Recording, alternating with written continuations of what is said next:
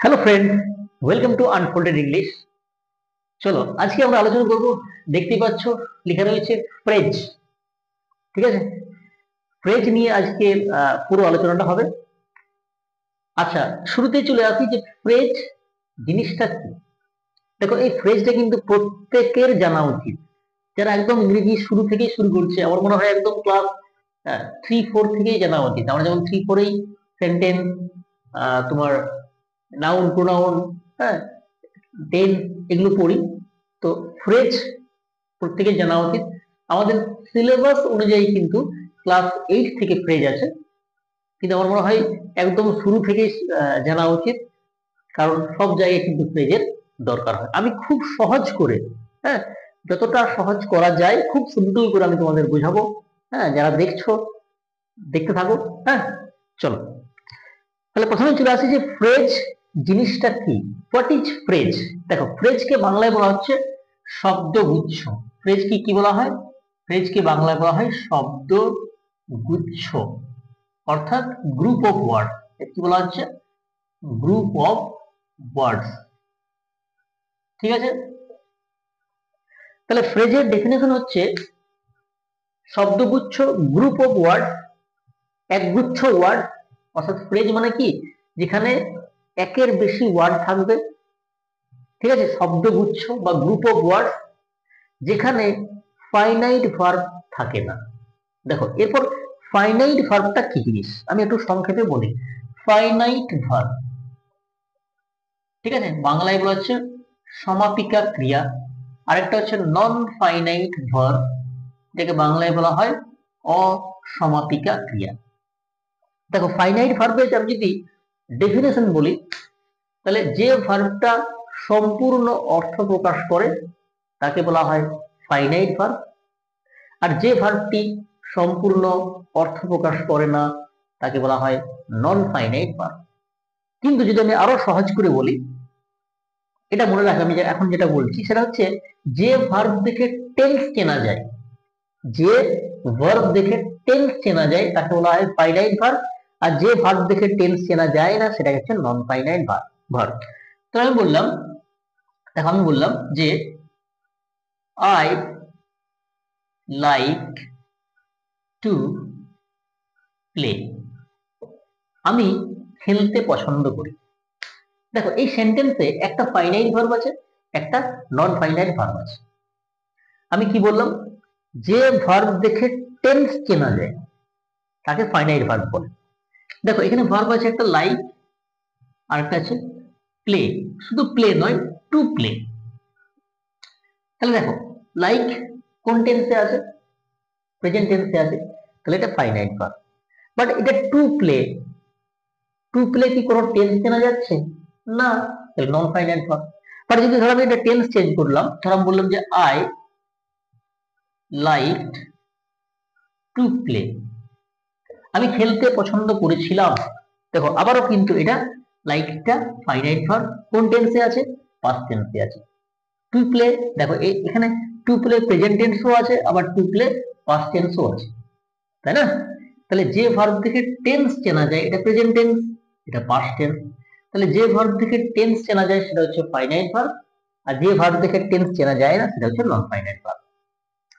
হ্যাঁ, ফাইনাইট ভার্বটা কিন্তু changeable, change হয়। ধরো আমি বললাম আই রাইট, তাহলে ফাইনাইট ভার্ব। আই রোট, দেখো প্রথমে ছিল প্রেজেন্ট, তারপরে হয়ে গেল পাস্ট, তাহলে এটা এটা হচ্ছে প্রেজেন্ট টেন্স অর্থাৎ ফাইনাইট ভার্ব, এটা পাস্ট টেন্স, এটাও ফাইনাইট ভার্ব।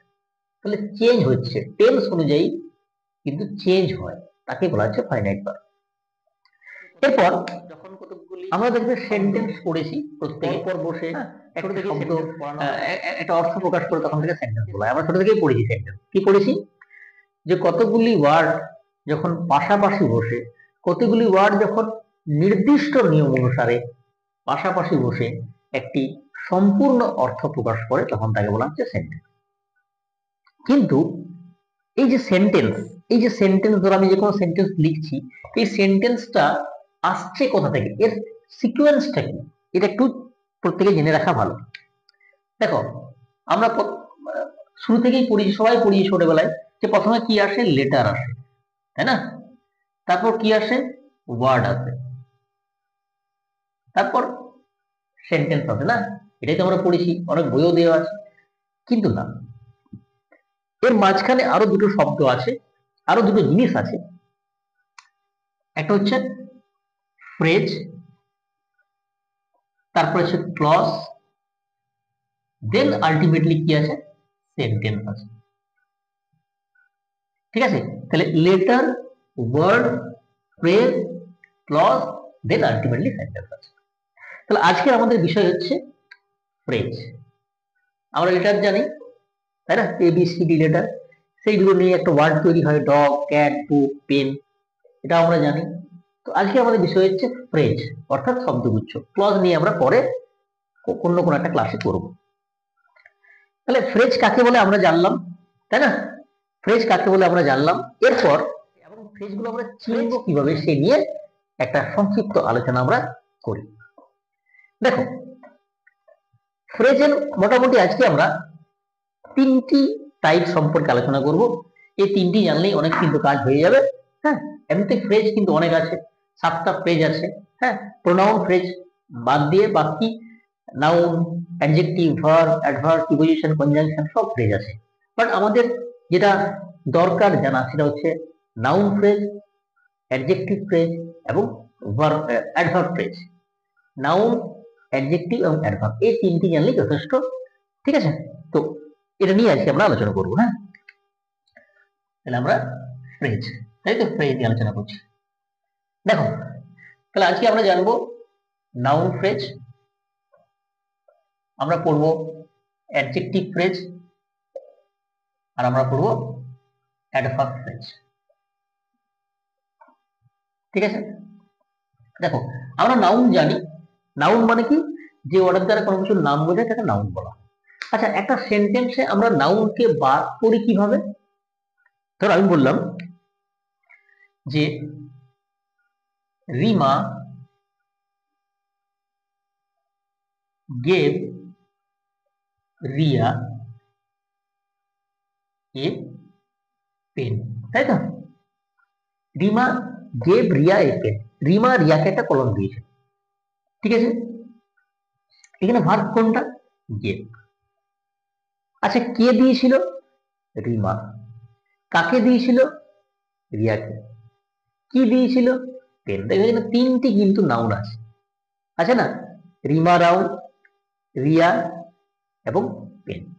তাহলে রিমা রিয়াকে একটা কলম দিয়েছিল। আচ্ছা, কে দিয়েছিল, আমরা ভাবকে কোশ্চেন করছি কে, তাহলে ভাবকে কে দ্বারা কোশ্চেন করলে কি পাচ্ছি, নাউন পাচ্ছি। আচ্ছা, কি দিয়েছিল, পেন দিয়েছিল।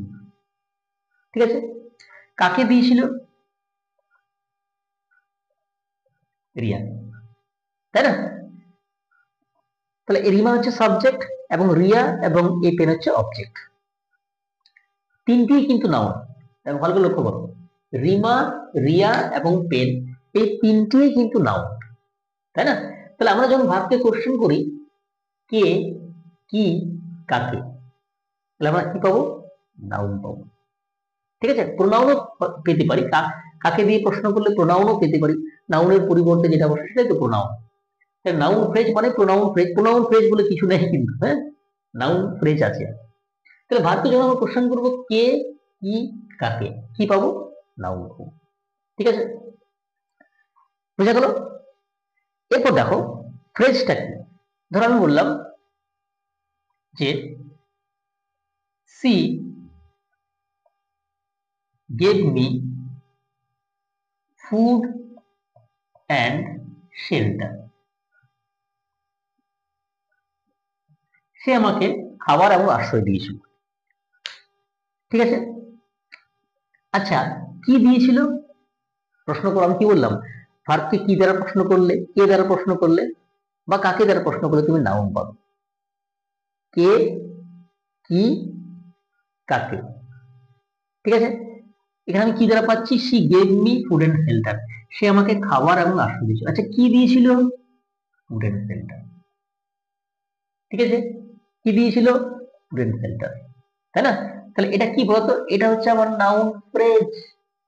আমি কি বললাম, ফ্রেজে একগুচ্ছ শব্দ যেখানে ফাইনাইট ভার্ব থাকে না, বা যেখানে সাবজেক্ট এবং ফাইনাইট ভার্ব একসঙ্গে থাকে না, তাকে ফ্রেজ বলা হয়। বা এটাও বলতে পারো যে ফ্রেজ মানে হচ্ছে একটা মিনিং, একটা মানে, বাট মানেটা কিন্তু স্বয়ং সম্পূর্ণ নয়, মানে পুরোপুরি অর্থ প্রকাশ করে না।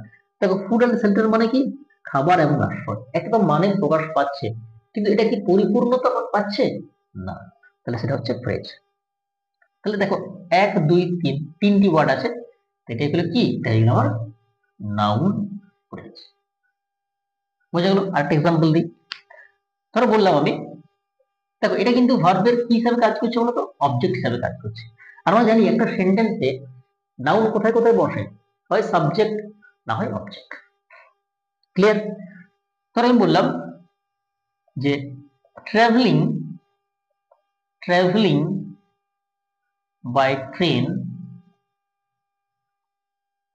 gives me pleasure.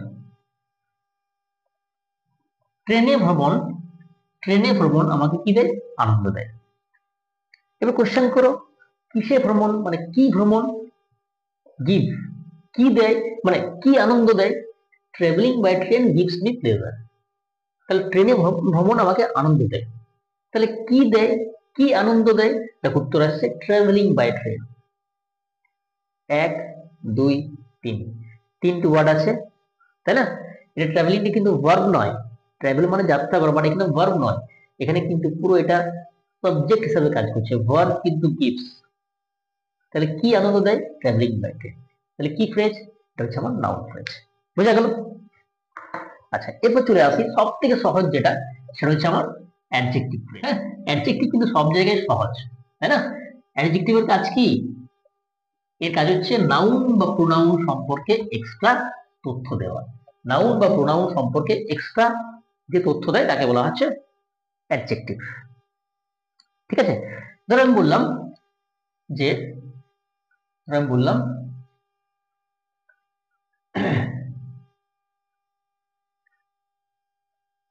It is a wooden chair, তাই না? এটা হচ্ছে একটা কাঠের চেয়ার। আচ্ছা, এখানে চেয়ার কি, চেয়ার হচ্ছে আমার নাউন। আচ্ছা, কিসের চেয়ার, উডেন চেয়ার, তাই না, কাঠের চেয়ার। তাহলে আমরা কি বললাম, যে আমরা জানি যে নাউন সম্পর্কে যে এক্সট্রা তথ্য দেয় তাকে কি বলা হয়, তাকে বলা হয় অ্যাডজেক্টিভ। তাহলে উডেনটা হলো অ্যাডজেক্টিভ, এটা কিন্তু ফ্রেজ নয়, it is an adjective. But ধর আমি বললাম যে the chair is made of wood, চেয়ারটি কাঠের তৈরি। আচ্ছা, কিসের তৈরি, দেখো এটা এটা কার সম্পর্কে বলছে, এই চেয়ার সম্পর্কে কি বলছে, যে চেয়ারটি হচ্ছে কাঠের তৈরি। দেখো এখানে কিন্তু একটি ওয়ার্ড নেই, আগেরটিতে একটি ওয়ার্ড ছিল অ্যাডজেক্টিভ, এখানে কয়টি আছে, এক দুই তিন, ফলে এটা হচ্ছে আমার অ্যাডজেক্টিভ। ঠিক আছে, এটা হলো আমার অ্যাডজেক্টিভ ফ্রেজ। এরপর চলে আসি অ্যাডভার্ব ফ্রেজ। এই অ্যাডভার্বটি আরো সোজা। আচ্ছা, অ্যাডভার্ব কি, অ্যাডভার্ব হচ্ছে, আমরা অ্যাডভার্ব ফ্রেজ কিভাবে বার করব, আমরা ভার্বকে কোশ্চেন করব কোথায়, কেন, কিভাবে, কখন, ঠিক আছে, কতবার, কি জন্য, যে উত্তরটা পাবো সেটা হলো অ্যাডভার্ব। কি বললাম, আমরা ভার্বকে কোশ্চেন করব কোথায়, ঠিক আছে, কেন, কিভাবে, কখন, কতবার, ঠিক আছে, ইত্যাদি ইত্যাদি। তাহলে আমরা যদি ভার্বকে কোশ্চেন করি কোথায়, কেন, কিভাবে, কখন, কতবার, যে উত্তরটা পাবো সেটা হবে অ্যাডভার্ব। যদি একটা কথায় উত্তর আসে সেটা অ্যাডভার্ব, যদি একের বেশি আসে তখন সেটা অ্যাডভার্ব ফ্রেজ। ধরে আমি বললাম যে Seema played in the evening, ঠিক আছে, সীমা আমাকে সন্ধ্যাবেলায় ফোন করেছিল, না sorry, Seema played in the evening, Seema সন্ধ্যাবেলায় খেলেছিল, ফোন করেনি, খেলেছিল। ঠিক আছে, আচ্ছা কোশ্চেন এখানে ভার্ব কোনটা বলো তো? এখানে ভার্ব হচ্ছে আমার প্লেড। আচ্ছা কখন খেলেছিল? সন্ধ্যেবেলায়। 1 2 3 তিনটি ওয়ার্ড আছে, আমি কখন দ্বারা প্রশ্ন করলে উত্তর পাচ্ছি, তাহলে এটা হচ্ছে আমার অ্যানসার ফ্রেজ। ঠিক আছে, বোঝা গেল? আচ্ছা আরেকটা এক্সাম্পল দিয়ে দিই। আমি বললাম the bird fly in the sky, পাখিরা আকাশে উড়ে। আচ্ছা কোথায় উড়ে? দেখো এই যে এটা ভার্ব, কোথায় উড়ে এটা ভার্ব আমার, কোথায় উড়ে? দেখো উত্তর আসছে ইন দ্য স্কাই, তাহলে ইন দ্য স্কাই এটা হয়ে গেল অ্যানসার।